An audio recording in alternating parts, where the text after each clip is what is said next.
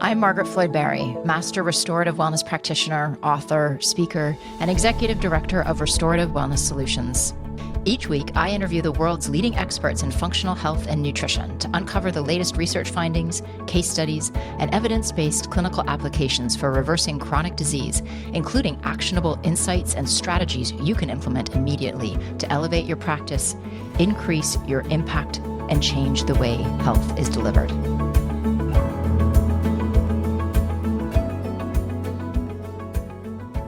Hello, hello. Well, this episode was a really powerful one. I chatted with functional nutritionist Deidre Bloomquist, who's the author of Toxic Fertility. And if that title scares you, don't worry. While we do talk about some of the alarming numbers around fertility, Deidre is all about solutions and practical suggestions for you and your clients. I personally really loved this interview for a lot of reasons. First, Deidre is a master restorative wellness practitioner and a key part of our faculty here at RWS. And while I knew she was an excellent educator, I just loved interviewing her and got a whole new sense of the depth of her understanding on this topic. What I also love is how she really believes in the body's innate wisdom and the fact that if you or your client isn't conceiving naturally, this is likely an indication that it's not safe to be pregnant right now. So it's not about forcing the process. It's about unpacking what could be getting in the way of that, which is often some kind of hidden toxin burden. This episode is just jam-packed with clinical pearls, and I think you're going to love it. Enjoy. Welcome everybody to another episode of the RWS Clinicians Corner. I have been looking forward to this conversation for the last few weeks after I got to read an incredible book we're going to talk about today. Today we have our very own Deidre Bloomquist, who is a functional nutritionist and studying naturopathic doctor who owns Always Growing Nutrition, a virtual practice that serves clients across the United States. She leads a team of practitioners, many of whom are RWPs, just got to squeeze that in there, who work with women to resolve a wide range of digestive issues and hormone imbalances, as well as a dedicated pediatric practice. She specializes in reversing infertility by restoring health through reducing toxicity. She's an advocate of assessing toxic burden in the preconception phase, not only to support fertility, but to promote health and healing for generations to come. She also teaches and mentors other practitioners to do this deep healing work with their clients. She is a master restorative wellness practitioner, meaning she's gone through all 4 levels of our training. She's a key part of our teaching faculty here at Restorative Wellness Solutions. And she is the author of the upcoming book, Toxic Infertility, which I had the privilege to read in its almost final form. I absolutely loved it. It's an incredible resource for parents and practitioners alike, and I'm super excited to chat. So welcome, Deidre. Thank you. I'm so excited to chat through all this with you. It's going to be so good. So what I want to start with is your backstory, how you got interested in this work overall. So thinking about nutrition from the big picture, but then specifically fertility, and then even more specific to that, the toxicity piece within that. Yeah. So, I've always really been interested in human physiology and anatomy. When I went to college, I initially had signed up to be pre-med, and I quickly realized that I didn't enjoy the program. And so I changed my major completely. But later on in life, I came back to health as being really core in my life. And I got really interested in nutrition. And I, at the time, was coaching CrossFit full time, and knew that there was more to talking about just macronutrients and food quality with people, especially seeing a lot of adrenal dysfunction in the CrossFit community. And I always really loved the idea of working with hormones. And so I started doing studying on gut health and hormone work at that point in time. And after I had my son, I realized that I wanted everybody to do what I was doing. Like, I loved being a mom so much, and I changed my niche to be more fertility focused and preconception work. And over time, it's shifted to where it is currently, because one of the things that happened after I had my son is he was about 6 months old, and he started getting really bad eczema. It was full body, very upset skin. And like a good new mom, I did all of my due diligence and asked his pediatrician. And I was working with a lot of the tools that we're going to talk about, but I didn't really know how to use them on children. Right. And so I started doing more testing on him, and I did a lot of gut work around him, and I started thinking about what actually caused those gut issues in the first place for him. And one of the things that I hadn't had an opportunity to address before I got pregnant with him was some mercury toxicity in my own body. For years, I had amalgam fillings in my mouth and knew that it was something I should probably handle, but I just never had prioritized it. And once I started doing more toxicity work and doing testing on him, I started to connect all the dots of what was really actually causing a lot of his health issues, and knowing that a lot of that came from me, and how scary that is, really, I think, for mothers to think about, like, I did this to some extent, but starting to really connect the dots of how this relates to fertility as a whole, and then beyond that, how it impacts our kids as well. You know, I know the health of us as mothers then impacts our children and our grandchildren, and I think that there's so much that we can do if we just have the information. I think, we talk a lot about in the field about passing on nutritional status, right? Like you can only build a baby with what you've got. So if you have a nutritional deficiency, then that's going to be passed down, and nutritional sufficiency will also be passed down.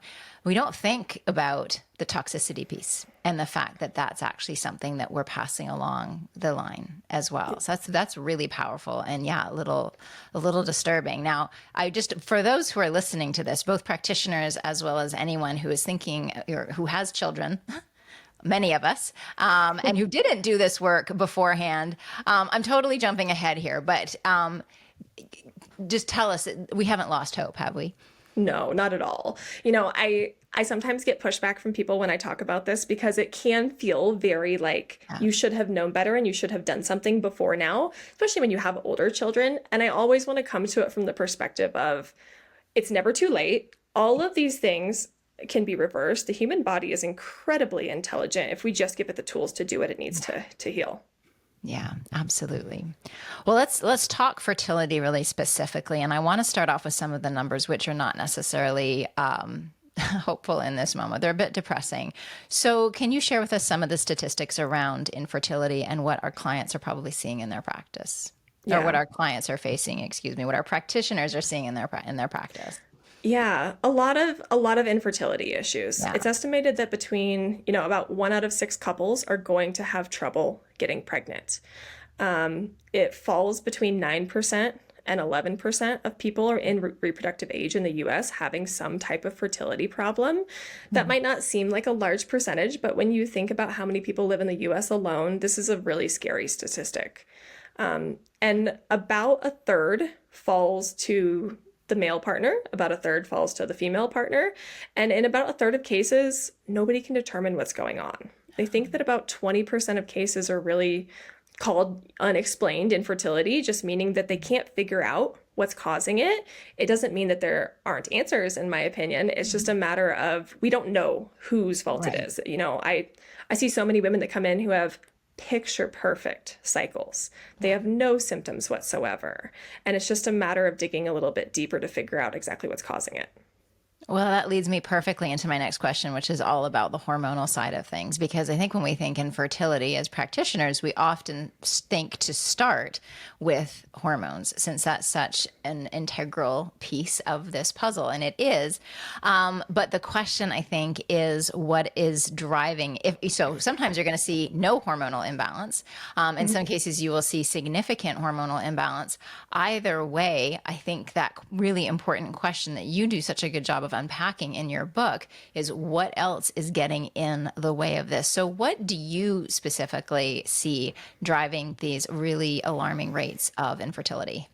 So I'm really thinking about all of the toxicity that we come in contact with on a daily basis. And it really can present both ways, where there are hormonal imbalances, and then the question is, why is this happening? But you can also see sometimes that hormones look really good and very clean, and it doesn't necessarily mean that the body is a safe place for conception. So there was a study that was done in 2010 that showed that there were 287 chemicals found in the umbilical cords of babies who were born that year.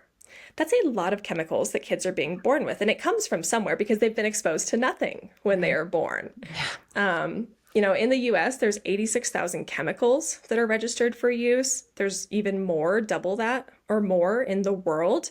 And that's really just thinking about the man-made chemicals that we come in contact with.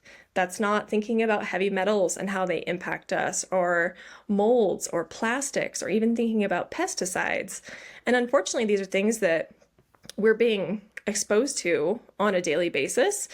And it can be very scary and overwhelming, but I think that bringing awareness to these things means that we can make more educated decisions and also understand how this is impacting different systems in the body as well. Well, let's talk about those different systems. So what are some of the systems that this is affecting? Yeah. So I see it impact gut health in a lot of big ways. Gut health is one of the biggest things I'm typically thinking about. So we can talk about this more, but just for instance, glyphosate is an antibiotic. So we know what antibiotics do. If that's something that we're being exposed to on our food sources, that's a huge component for the opportunity of pathogens to overgrow. Mold can impact gut health, but I'm also thinking about other systems in the body that are really important for fertility. So the thyroid, for instance. Hypothyroidism is one of the most common things that I'm typically screening women for. Sometimes antibodies are involved, sometimes they're not. But hypothyroidism drastically increases the rates of the inability to conceive, but also the risk for miscarriage because of the rapid cellular replication that needs to happen in early pregnancy. So if that metabolic function and thyroid hormones aren't there, it's very easy to see that impacted. The liver gets impacted in a big way, and this impacts fertility in a number of different ways. If detoxification is impaired, things start to build up and accumulate, the body becomes more toxic, but we're also thinking about fat digestion and the ability to actually absorb cholesterol for the production of steroid hormones and sex hormones. We're thinking about fat-soluble vitamins. Vitamin A and vitamin D are huge for fertility. And if we're not digesting fats, we're also not absorbing those fat-soluble vitamins. It's important for liver hormone or thyroid hormone conversion, blood sugar management, and all of those things impact the overall hormonal picture. So especially when there's dysregulation, we need to see what's happening with the liver. And then the last thing is mitochondria. So I tend to think about mitochondria as the canary in the coal mine. Everybody thinks of them as, the powerhouse of the cell, and they produce ATP, and they certainly do that, but they're also the first thing that gets impacted by toxins. And this becomes very important when we think about fertility as a whole and energy production in the body, which anybody who's been pregnant knows that it's a very energy demanding process. Can we dig into that a little bit here? Because I think that is the piece that often gets forgotten in all of this. So let's talk about the role of mitochondria, how the needs for it increase and shift as with pregnancy, and then how we can support it, how we can assess it. Let's go deep on that. Yeah, absolutely. So mitochondria often get missed, and it's very important when we think about fertility. A lot of women, when they go to see a fertility clinic, they say, you should be taking CoQ10. The reason they're recommended CoQ10 is it helps with egg quality, but it helps with egg quality by supporting mitochondrial function. So normal cells in the body have somewhere between 1 and 10,000 mitochondria, but the eggs of a female have 100,000 mitochondria. They need a lot of energy to do the work that they're doing. So that's for healthy egg development, but also thinking about fertilization to occur and the embryonic development that occurs after fertilization. So mitochondria are a huge factor in everything. And a lot of people don't realize that we get all of our mitochondria from our mom. So if mom's mitochondria are in a poor state, we are starting off in a deteriorated state. We get DNA from mom. So it's very important that when we're thinking about the health of our children to be passing that on in a big way. Can I just interrupt there? So let's say, because there's going to be folks listening who are in this scenario, and definitely who come into clients in this scenario where mother's health was not optimal at all. And now they're looking to try to conceive themselves. And so they're already starting from that more depleted place. Are there ways to compensate later on for, for that sort of intergenerational lack? Yeah, I think so. I think about it kind of like a genetic SNP in a way where there might just be more nutritional needs in order to sustain that higher level of mitochondrial function. I think in so many ways, we as humans have gotten away from how we naturally need to support mitochondria. Yes, there's this big toxin burden in so many ways that toxins impact them, but we're also indoors all the time and behind screens and not in sunshine and getting fresh air and doing things like grounding. And all of those things indirectly support mitochondria. So I think there's a lot of ways that we could certainly, make up for lost time a little bit and replenish ourselves. Now, are you testing for mitochondrial health at all? And if so, what does that look like? So we don't do any direct testing for mitochondrial health at this point in time. The one thing that we do is, I'm sure we'll talk about the total tox test from Vibrant America. We are running that with our clients. And there is a marker on that test called Ti-glycine. And this is a marker when elevated that indicates that mitochondrial function has been impaired. Sometimes people come in with oat tests, and oat tests can tell us about mitochondria as well. So that can be incredibly helpful. It's just not something we do. We are typically assuming that if there's a toxin burden, the mitochondria have been impacted and they're going to need some level of support. Sometimes, we're also taking into account what's happening if somebody has prior testing for adrenal dysfunction and they're definitely on the low side. Mitochondria are involved there as well. So we're usually looking through other testing. A lot of our people that come work with us have done a lot of testing and have been looking for answers for years. So they have everything. They just need someone to connect all the dots ultimately.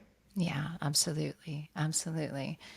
So we've talked about mitochondria. I'd love to go kind of back to what we think of as the beginning, at least here at RWS, which is the gut. So when you're working with a client and you're looking at their gut, are there any overt clues in a stool test, for example, that would lead you to believe that toxicity might be one of the driving factors? Or is that something that you're kind of assessing either next or you've already assessed that? Like, tell us a little bit about how the gut testing piece fits into this for you. Yeah. So there's some clues that I typically look for on a GI map, which is what we use. And it usually presents one of two ways. I either see people who come in and they have a lot of digestive issues and a lot of symptoms, and then the stool test is very clean. It's a very unremarkable test. There's no pathogens. There's not maybe, it usually looks like low beneficial bacteria, maybe both phyla are on the lower side, but not always. Their secretory IgA is low. Maybe their beta glucuronidase is elevated.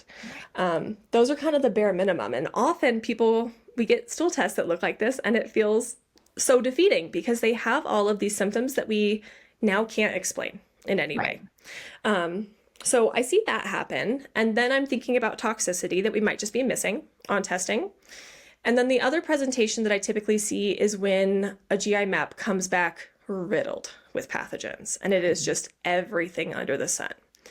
And it used to be, as a practitioner, I would get a stool test like that, and it's just makes your job very difficult because it's hard to explain why all of those things are there, and it's hard to explain how to strategically go about doing eradication.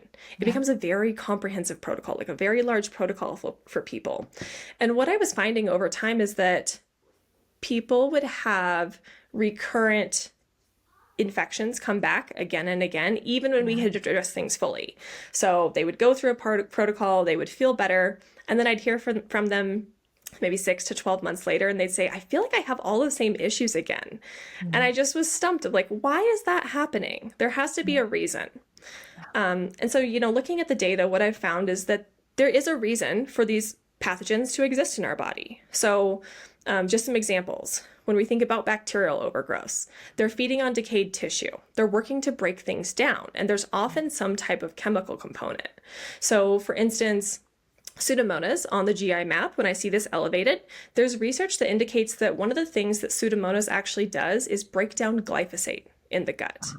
So when it's there, it tells me that maybe somebody's being exposed to glyphosate. Maybe we need to talk about their food quality and their water quality and where they might be getting that. H. pylori can be driven by nickel toxicity. So if there's nickel toxicity, if there's H. pylori and it's really elevated, yes, I certainly want to be thinking about HCl and stress and all of those factors, but it's very common to see it be recurrent for people and be long-standing. So I'd like to think a little bit deeper on that. Even with yeast, I'm really thinking about the potential for heavy metals and radioactive chemicals. We see a lot of clients who live on the West Coast who are being exposed to radioactive chemicals coming over the Pacific Ocean, have very recurrent candida. And when we do testing, we see radioactive chemicals, either through urine or even hair testing. And when it comes to parasites, there's a lot of research that shows that we know parasites are a normal part of our gut microbiome, and they overgrow when there's toxicity in the terrain. So there's some research that was done on fish that shows when they live in a toxic environment, they increase, parasites increase in their body, but you don't see those same toxins in the tissue of the fish. So parasites are being protective in that way. They're keeping it out of the systems to not be oxidative. So there's a lot of different ways that I think these type of infections, we have an opportunity to think deeper, and it's not always going to apply one-to-one for anybody. And it means that those overgrowths need to be addressed, but I think we can also think a little bit deeper of what might these pathogens trying to protecting us from. I love these examples. They're so both clinically helpful, but also one of the key messages I hear you say throughout the book is this idea that your body is not broken. Mm-hmm. Right. And I love, we talk about, the innate healing ability and the innate wisdom of the body. And I think that's a really important and powerful message that we get from you, and also for us as clinicians to be passing on to our clients, because clients in this place, anyone who's ill and who has been sick for a long time and is looking for answers, it can become so defeating. But someone who is in this state where they're trying to conceive, that's a particularly emotionally fraught time for a lot of couples. Yeah. And to know that there is a deeper wisdom at play is, I think, really powerful and important. Yeah. The way that I usually try to explain it to women is that your body's trying to keep you safe if it is preventing conception. I've seen a number of women come in who have never had a positive pregnancy test, and also many who have had multiple miscarriages and just can't find answers. And they really feel like there's just something wrong with me, or I'm not meant to have children, even if that's something they would like to do. And I think from this perspective, it's easier to say that there's a reason that the body is trying to keep us safe. We are always going to be our body's top priority. And if there is something that is harming us, that it's already struggling to manage, it then makes it an unsafe environment for conception, which is a really sucky way to go about it. But it is also innately, I think, protective of generations to come so that we can have healthy children as well. Absolutely. Absolutely. So let's talk detox pathways. That's such an important piece when we're talking about toxins. Which detox pathways, all the detox, like how are you assessing and then supporting those detox pathways so that these guys have a way to get out of the body? Yep.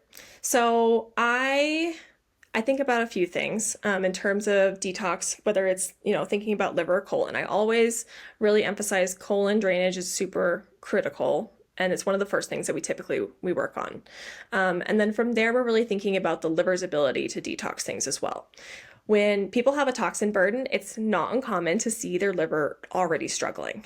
And when we start to put more pressure on detoxification, whether it's through eradication for the gut, or we're starting to push and pull some of these toxins in the body, it can put more burden on the liver in particular, which generally means that people don't feel good. And so in an effort to make things as smooth as possible, I think having a comprehensive understanding of where people sit to begin with is not only important clinically, but also ensures the safety of our clients. So Blood chemistry is something that I'm always looking to first and foremost for liver enzymes. Yeah. I like to look at their ferritin, which can tell me more about inflammation in the body as well. I do like to look at homocysteine on blood work as well as an indication of methylation, which is really important, especially when we start to think about not only estrogens, but heavy metals as well. And I take clues also from stool testing. So what is happening with steatocrit?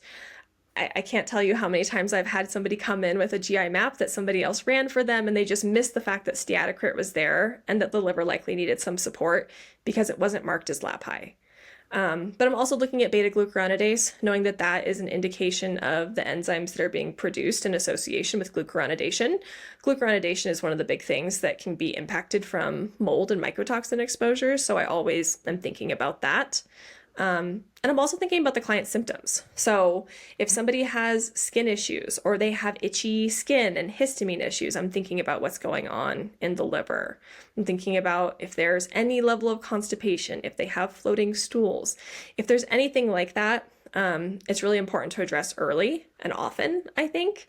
I have a big focus on liver support in protocols, either from a nutrient and herbal perspective usually, because I think it's so important to address it from all angles to make sure that the liver is consistently moving effectively, which means that you can then move more smoothly through protocols as well. That's awesome. That's so good.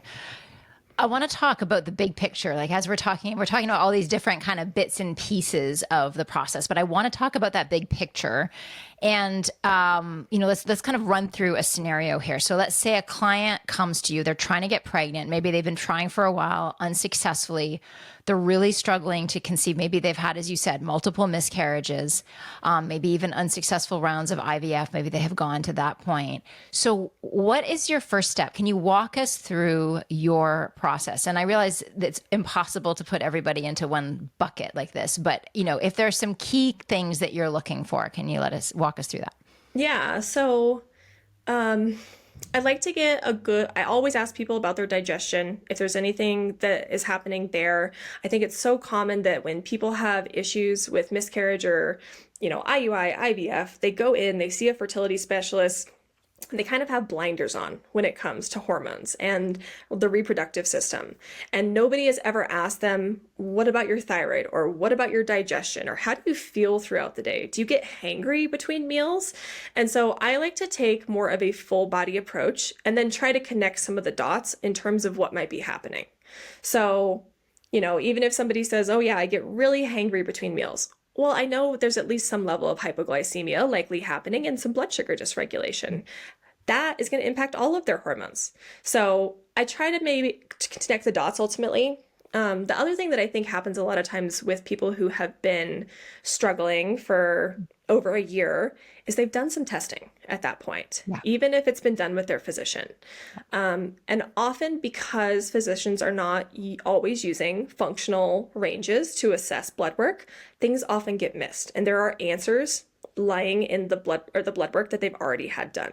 Yeah. So I very frequently ask people to send me any testing they have ahead of getting together to talk through what we do and what might be going on, because sometimes there's clues that really can help determine what type of testing they need to do or what type of testing may not be a good fit for them at all. And that helps me figure out what the blocking factor might be. So, are they severely iron anemic? That's incredibly important for fertility. Why is that happening? And looking for clues on that. Or if they have low vitamin D or they have thyroid antibodies that nobody ever mentioned to them as being problematic, pointing those things out and asking, why do you think that's happening? And trying to figure that out with them, I think can be incredibly helpful. And it gives them a lot of hope because a lot of people have never sat and heard them out and they never feel seen and they just feel like, nobody can figure out what's wrong with me. Yeah. I always say that I think one of the most important roles we can play is to sort of dispense hope, for those folks who feel like they have been to everybody and are getting no answers. Being able to show them that there is a path forward that they have not yet tried can be really just that in and of itself. And of course, then doing the work, but that piece, just giving them back some hope, can be so life-giving. Yeah. When you're working with, sorry, were you? That's okay. The only thing I was going to say is, when I initially got into this, I think it's very easy to have some imposter syndrome, especially when you're working with fertility clients as a practitioner, because it feels like there's one positive outcome, right? Yeah. And I think the more that I've done this, the more I've realized that it's not really about the outcome, though everybody wants to send you like, I'm pregnant, and that's an amazing feeling. I think it's more about helping people feel like they have left no stone unturned and have actually been able to dig into some of the things that maybe have been longstanding issues. So at the end of the day, if nothing else, they're going to be as healthy as possible for the rest of their life. But it very frequently does also result in conception, often naturally. When you're working with a couple, there's a leading question there. Are you working with both members of the couple, or are you primarily working with female partner? You know, how do you juggle that? Yeah, so we're primarily working with the female partner, but we do always screen the men as well. Particularly, I always ask and recommend that men have some level of semen testing done. It's one of the things that we're actually actively working on bringing into our practice so that we can offer it as an at-home test. There are also functional ranges for semen testing, which is important to understand. But we also ask about any health issues that the men have as well. Is there anything that is going on that they have maybe been ignoring? At least 50% of cases are going to have to do with the men. And so, I hate to see a woman go through a pretty intense protocol just to find out it was never her body to begin with. And it takes two. So when we do work with men, we're doing the same type of testing. If we have a woman come in and we figure out that there's a lot of mold and there's a mold issue in their home, then yes, we absolutely recommend working with the men too, because it certainly impacts men in much the same way. Sometimes in more severe cases. Shanna Swan has an entire book on how sperm rates are in rapid decline and expected to be to 0% in like 10 years, which is horrifying. God. So we do work with a lot of men, but primarily women at this point. Okay. Wow. One of the things you do, I think, so beautifully in your book is you go through incredible detail of all of the different kinds of toxins and toxicants and how they affect the factors that affect fertility very specifically. Now, of course, we don't have time to go through all of that today, but I want to know, are there any that really stand out to you? Maybe the ones that you see more than others, kind of a top three, or are there any that have surprised you? You've already mentioned a few here, but are there any that really like you're just dealing with all the time? Yeah. So one of the things that we've done is, as we've done more of this toxin testing, when we have clients who come in for fertility concerns, we've been tracking the toxins that they have, and there's a couple of similarities that we've noticed. Interesting. So one is a mycotoxin. It's zearalenone. It's also called Zen in a lot of circles. So this is an estrogenic mycotoxin, and it comes from food, which is very interesting. So it comes from wheat and barley, oats, rice is another big factor, and it comes from poor storage of it. Okay. And so what this ultimately can do is change the way that the body perceives estrogen is being produced. So it's an endocrine disruptor. Yeah. It can bind to estrogen receptor sites as strongly as estradiol does, and so it causes fertility issues. It can even cause miscarriage. And so we see this impact a lot of liver, thyroid, gut. It definitely hits mitochondria very hard, and it can lead to deficiencies. So what it usually looks like in practice is we'll have a woman come in and she has very painful, heavy periods, PMS, breast tenderness, and we're immediately thinking, okay, there's some level of estrogen dominance happening here. But when we look at hormone testing, her estrogen's actually very low. And she has all of these symptoms that are associated with estrogen. And then we find the Zen on their mycotoxin testing. It might be the most common mycotoxin that we see come up with fertility clients because of how it impacts hormones. That is fascinating. And just to follow up on that, does that mean then that you're not, I'm thinking in the land of mycotoxins, if I had to choose between a water damaged building and letting go of all my lifelong possessions and kicking some food to the curb for a while, I'd any day choose the food. Yep. Any day. Absolutely. Yep. Wow. And it's great that it's a food-based mycotoxin. Yeah. The other one is DDA, which is a metabolite of DDT. Mhm. So DDT was an herbicide. It was discontinued in the 70s.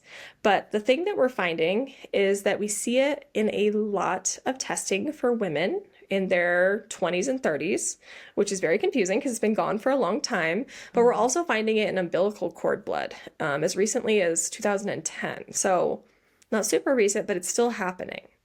And so one of the things that happens with DDT and DDA as a metabolite is it takes somewhere between 5 and 15 years to break down, and that's its half-life. So we're still seeing it in a lot of women, and I think a lot of this has to do with it still residing in soil and water, especially when we're thinking about tap water.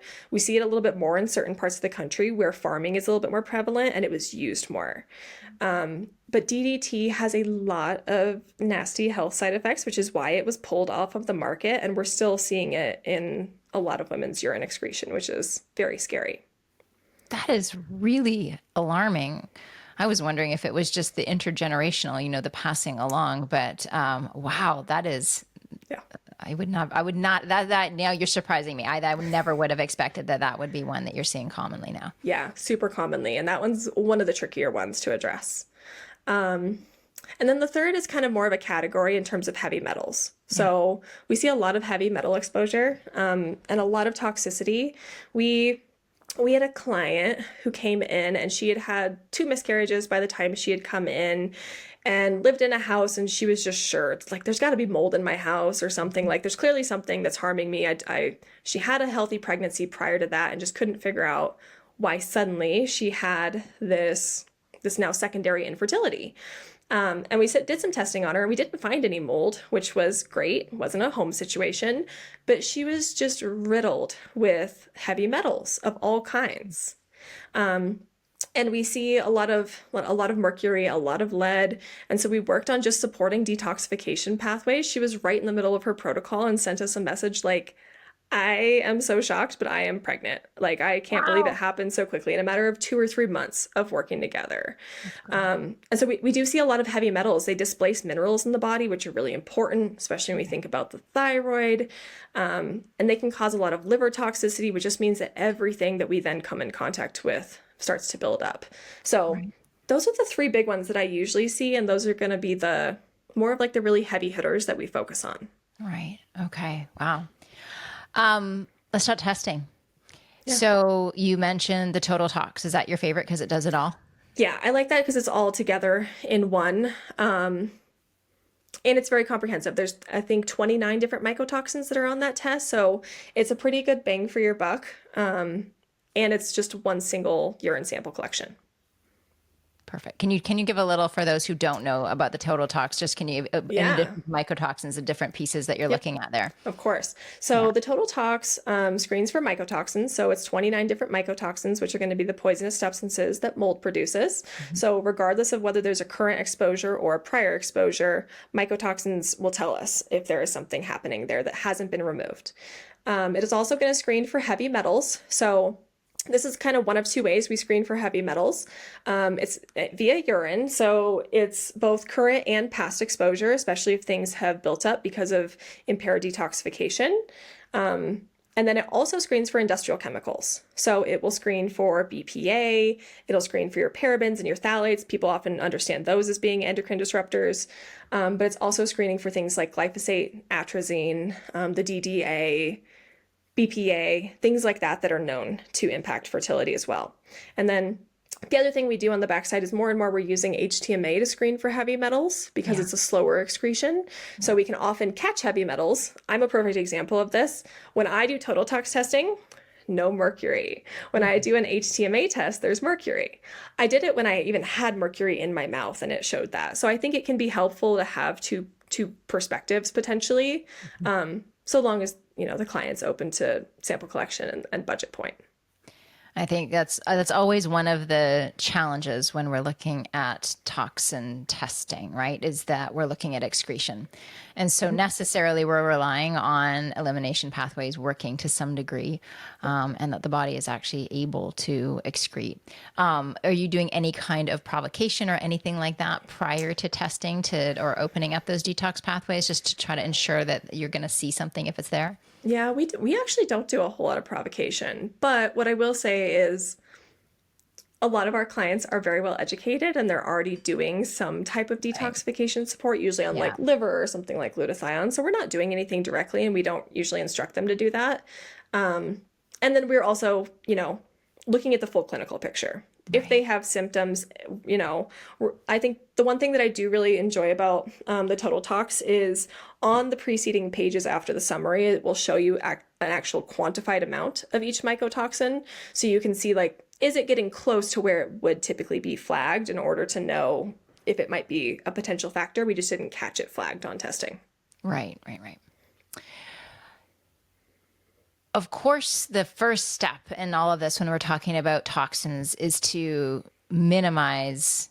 I say minimize because I don't know if we can ever completely prevent exposure. And when you see the list, and we know that, the air we breathe, the water we drink, the food we eat, I mean, there's just toxins in everything. Yep. It gets overwhelming really fast, and it gets overwhelming for us as practitioners, let alone for our clients. So how do you help your clients, and how do you yourself navigate this to make it doable and not just a situation where they're just like, ah, too much? Yeah, and I think a lot of people are getting into that space now as people are talking more about toxicity, where it just feels like everything's going to kill me. So why Totally. even worry about it, you know? Yeah. One of the things, so I like to set some foundations first and foremost. The foundations that I typically think about are water, air, and food quality. If those are in place at a minimum, we can work through the rest of the things, and I can talk about a little bit of strategy around that. But I also like to focus on the toxicity side of things as people are working through their protocol. We've all had clients who are a little bit slower. When people are really burdened by toxicity, they have to move slowly and gently through protocols. And for practitioners, it can feel very like we're just going to keep plugging away. We're doing the same thing. And we don't always feel like there's things we can work on with clients. But I think it also gives us an opportunity when things are slow to talk about where we can make progress. So talking to them about slowly and gradually swapping out things in their home. Talk about what kind of personal item are you about to run out of anything? If you're about to run out, that's when we're going to buy something new and make a swap. It can feel so overwhelming to feel like you have to overhaul all of your kitchen, all your kitchenware, all of your storage, all of your cleaning items, everything that goes in or on your body. That's a lot to deal with. So I think it's more just about understanding where there's room for change and then making those changes really slowly so it can be sustainable. I think I'm still changing things out, even in Yeah. our house, and I know how bad things are. It doesn't have to be as doom and gloom and scary, I think, as a lot of people make it out to be. Yeah, absolutely. And I think that's one of the biggest things as practitioners is really supporting our clients to do that gradually. It's always this balance, right, between the urgency and the necessity to actually do it without causing overwhelm and feeling like, it's too much. It's just that fine line of just enough at just the right time. Now, we're talking here about folks who are struggling to conceive, but of course, this is important for anybody, as you mentioned. I mean, you didn't have any trouble getting pregnant, and you didn't discover some of these issues in your son until he had his own health issues. How deep do you recommend that we as practitioners go with our clients who are thinking about conception, whether or not this is something they've been struggling with or not? What do you have any kind of bare minimum recommendations? Yeah, so I feel like it's never too early to start thinking about preconception, even if somebody has never had any issues. And part of my hope in, talking about things is allowing women, even if they don't have any fertility issues, the opportunity to address some of these things. So they don't have to go through what I've gone through and what I've seen a lot of parents go through with their kids. So usually I recommend anywhere from 6 to 12 months ahead of time doing some level of preconception work. You know, blood work at a minimum is a really great place to start and screen for any systems that are struggling or have some level of dysfunction, and then digging deeper from there, whether it's looking at gut health or your mitochondria, or do we need to do something like toxin testing? I think it's great for anybody to do, but as you said, testing, especially toxin testing, is not the cheapest testing you can possibly do. And so it might not be a good fit for everybody, but I think even if we start thinking about toxin burden before we get pregnant, it goes a long ways. I was like this when the day I got pregnant, then I started thinking about what am I putting on my body and how am I how are we doing all those things? And I was in the health space as a practitioner already at that point in time. So, even if conception is 5 years away, start doing that gradual change now and it'll benefit your health, and then you'll have less of a burden by the time you get there. 100%. I'm going to open it up for questions in just a moment, but I want to one of my last questions before we open it for questions is about the emotional piece. Since this is such a delicate time and tender time for people, especially those who've been trying for a long time, maybe spent lots of money, and really are wondering if this is even possible for them. How do you support them from that emotional aspect? And are you kind of looking at like when there's time to bring in more support, like formal therapy and other pieces to that puzzle? How are you handling that? Yeah, it is something that we always talk about with every single client because it is so important. One of the things we did this year is we had a practitioner on our team who is Dr. Sarah Mahan, and she actually converted into doing mind, body, spirit release, which is essentially emotional and trauma clearing in the body.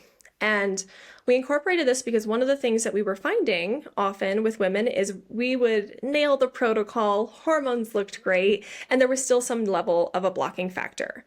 And often that comes with I think ultimately the trauma around trying to conceive and feeling like there's something wrong with your body. A lot of women who have gone through recurrent miscarriages, especially we've had a lot of women who had late-term miscarriages and what that does as well. And so we started incorporating Sarah's work with them included in packages so that they have somebody to talk to about the emotional side of things and help with that. But we very frequently also refer out for other treatments as far as therapy or somatic work. We recommend a lot of nervous system work. And at a bare minimum, we're talking about free tools like tapping and breath work and stress management, and just making sure that from an emotional perspective, people have tools because, I know this as a mom, it doesn't get easier. All that nervous system dysregulation ramps up a whole lot. And so if we can start giving them the tools now, we're not only giving them those tools now, but they're going to have them for the future as well. And, the whole time we're really trying to instill trust in their body back with them in terms of this makes sense. Your body is having an appropriate response ultimately to being poisoned. It's not a negative thing, the way that your body is managing everything, and just trying to consistently encourage them to trust themselves again. Yeah, absolutely. Create that safe space, not only for the baby, but for themselves as parents, which is so key. If there are questions for those watching live, pop them into the chat. While we're waiting for questions, I actually wanted to ask a little bit about once the baby is born, how are you supporting? We do a lot of gut work with children, working to support, especially really young children from a toxicity perspective can be really challenging. Can you share some little clinical pearls and tips? Because are you seeing this? Are you actually working with this with your clients in practice? Yeah, we do work with a number of kids from a toxicity perspective. And honestly, some of the worst toxin burdens I've seen are with children. I've had toxin tests come back 3 pages long for a child who just turned 1 year old. So it's definitely an issue, and a lot of that is passed down. Um, I think one of the not necessarily like a clinical pearl, but in terms of testing, I think parents are always a little concerned about how do I get a urine sample for a baby? There's pediatric catch bags, so some labs offer these. You can also buy these on Amazon for your clients and send them to them if that's helpful. Yeah. But the other thing that we frequently do is we'll put cotton balls in a baby's diaper, have them catch the urine there, and then they can just squeeze them out to collect the urine that way. So kids don't have to be potty trained in order to figure out what their toxin burden is. That's usually what we do there. And the other thing with kids too is I think kids are incredibly resilient. So it doesn't take a whole lot for kids to heal, even when there is a big toxin burden. It's more about just supporting, elimination and drainage.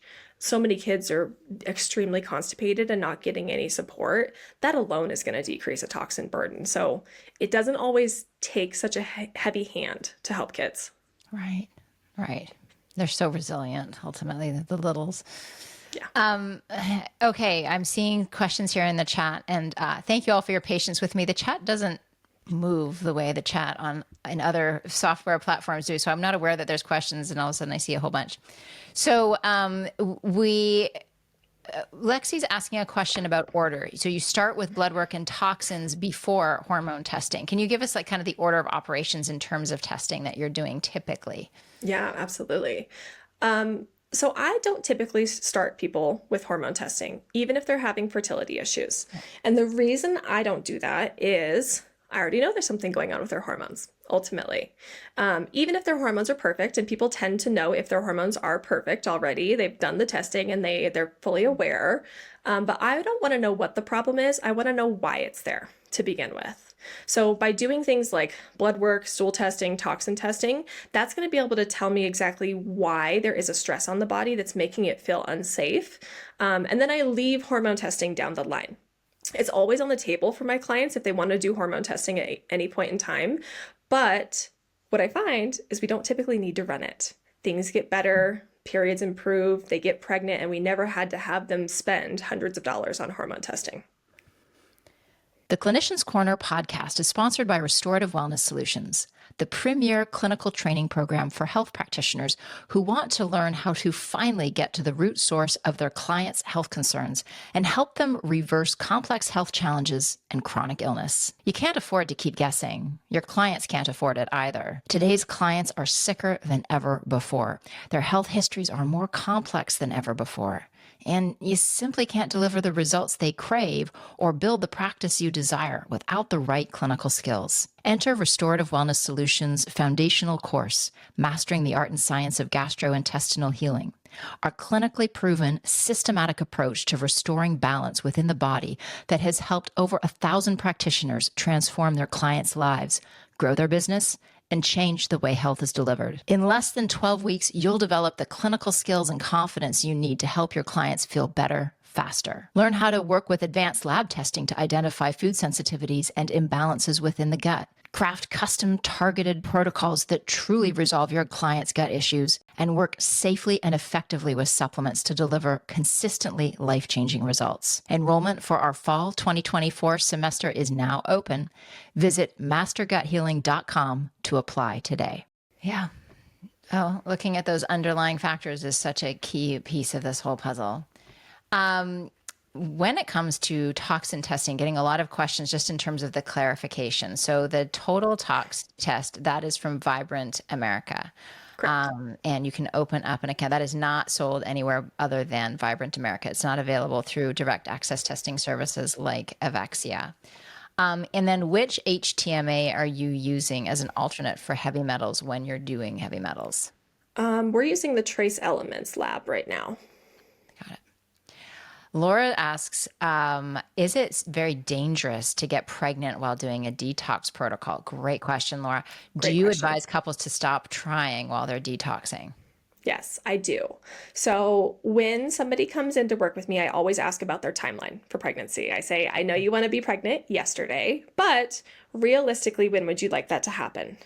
Because when we're doing eradication and detox in the body, I recommend that they not be actively trying.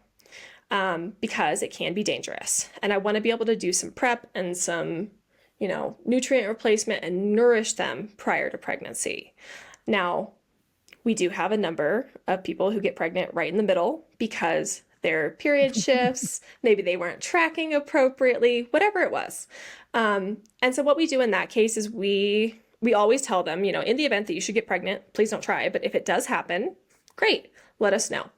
And then we change, their protocol to not have anything that's contraindicated in pregnancy.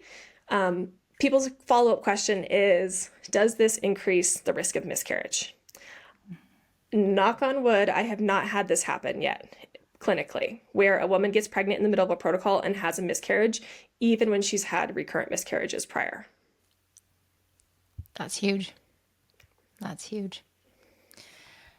Ananya has a very large question, which I don't know that there's a possibility for you to answer completely right here, but maybe you can give some pearls.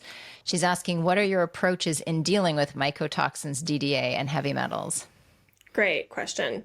So I'm thinking about detox pathways and drainage pathways. Is liver support in a good place? Are they eliminating toxins on a regular basis? And then from there, the thing to understand about all of these different things, mycotoxins, DDA, heavy metals, even chemicals, is they impair different detox pathways in the liver. So for instance, mycotoxins can impair glucuronidation. If that's happening, then all of the jobs that glucuronidation is responsible for are also being impaired. So figuring out ways that we can support those pathways in the liver, for instance, either through supplementation, through dietary recommendations, thinking about how we actually support those pathways that are being impaired can be really helpful for removing those things. It's not always about how do I bind and pull those things out? That's often more dangerous and more uncomfortable for the client as well. So it's more about supporting the body and doing that process on its own. Yeah. Gina asks, how long does it take for your average client to see results and conceive after starting their work with you? So I need to look at the numbers lately. I think it's in the ballpark of about 60% of people that we work with get pregnant within 6 months of working with us, which is huge when you think about the success rates of things like IUI. Most people do conceive within the 6 months or just after ending the 6 months, because typically, the way that we're structuring programs is there's a lot of eradication, we're doing a good amount of detox, we're making changes, and then at the end, we're really thinking about replenishing anything that has been lost and really focusing on nutrients and preparing for preconception. So it's not uncommon to be in the ballpark of, 9 to 12 months after starting to work with us, but most of them are a lot faster. Yeah. Divi is asking, where did you train for HTMA? Oh, I am going to forget the woman's name, but one of the programs that I've done is the HTMA expert. We also talk a bit about HTMA in the clinical mastery class for restorative wellness. And then I would not consider myself an expert in HTMA anyway. In full transparency, I have a woman on our team who loves HTMA and has done a lot of research for years on traditional HTMA training and nutrient replenishment and all sort of things. So she is my go-to person when it comes to reading and understanding that test. I don't consider that to be within my personal wheelhouse. Yeah, it's a very specific test. We teach it in terms of the toxicity piece, in terms of the heavy metal side of it.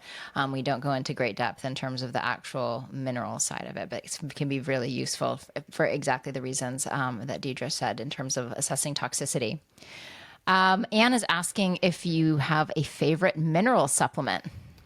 So this is a tricky question because I don't use a multi-mineral for everybody.